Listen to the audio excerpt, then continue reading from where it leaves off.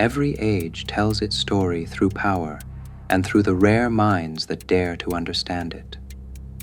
Robert Greene's The 48 Laws of Power. Tonight, we enter laws 37 through 39. If the last 3 laws were about dignity, timing, and attention, how power determines its value, chooses its moment, and protects its focus, then these laws move into something more elusive. Perception. Law 37. Create compelling spectacles. People rarely remember arguments. They remember images. Law 38.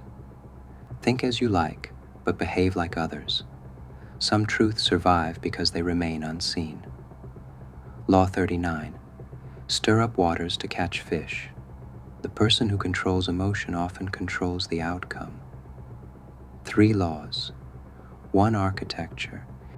Capture attention through image, conceal difference through restraint, disturb judgment through emotion.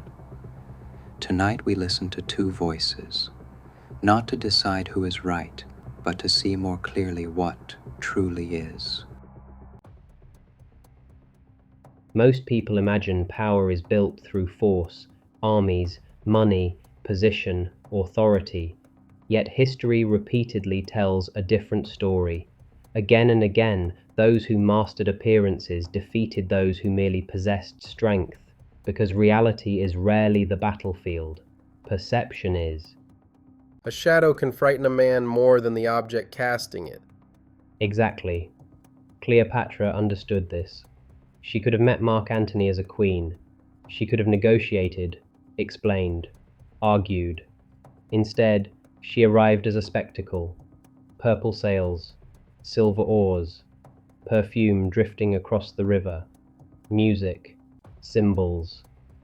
Before she spoke a single word, the city was already talking about her. Before she made an argument, she had captured attention. She did not enter the room. She became the room.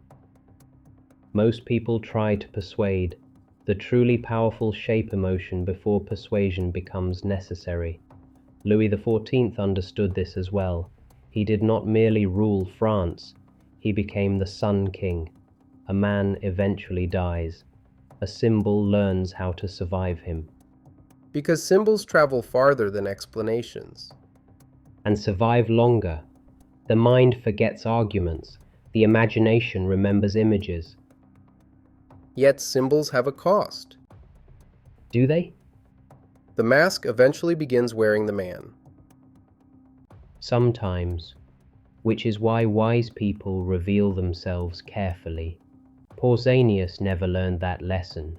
A celebrated Spartan hero, victorious, admired, yet he became fascinated by Persian culture, Persian clothes, Persian customs, Persian manners. None of this destroyed him. What destroyed him was displaying it, openly, proudly, as though his own people had become smaller in his eyes. The crime was not difference. The crime was reminding everyone else they were different too. Exactly. People rarely resent individuality. They resent superiority, or what feels like superiority. The moment others feel judged, they stop listening and begin plotting. And Campanella? The opposite lesson. Pausanias concealed nothing. Campanella concealed everything. One died because he displayed his difference. The other survived because he protected it. When he attacked the church directly, he was imprisoned. When he buried dangerous ideas beneath acceptable language, he endured. A seed survives winter by remaining beneath the soil. Yes, many truths die because they demand sunlight too early. Appearance shapes more than reputation. It shapes behavior. Napoleon discovered that one afternoon with Talleyrand. He entered furious, shouting, threatening, insulting him before an audience. Talleyrand remained calm, composed, almost bored. And when it ended, the man who appeared powerful looked weak. The man who appeared weak looked powerful. Because anger is an invitation. Once accepted, control leaves the room. Exactly. The angry man spends himself. The calm man spends others. And yet there is something strange about that victory. What? Napoleon manipulated fear. Talleyrand manipulated emotion. One crudely, one elegantly, but both were still manipulating. Perhaps. But history rarely punishes elegant manipulation. No, only the obvious kind. Haile Selassie understood that. He knew pride could become a leash. Instead of attacking Ras Gugsa directly, he provoked him, pressed against his vanity, encouraged his impatience. Gugsa believed he was acting freely. In reality, he was walking into a trap already prepared. Like stirring water until the fish rises on its own. Precisely. The best traps rarely feel like traps. They feel like opportunities, insults, victories, revenge, anything that blinds people to their own emotions. What do you think all of this reveals? That people rarely follow reality. No? They follow images of reality, images of themselves, images of enemies, images of truth. Sometimes the image becomes so powerful that reality no longer matters.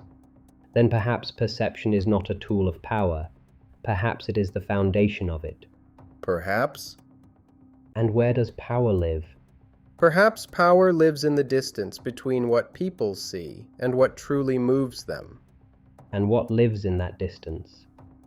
Empires, religions, revolutions, love, fear, almost everything. You've heard both sides. What remains is not said.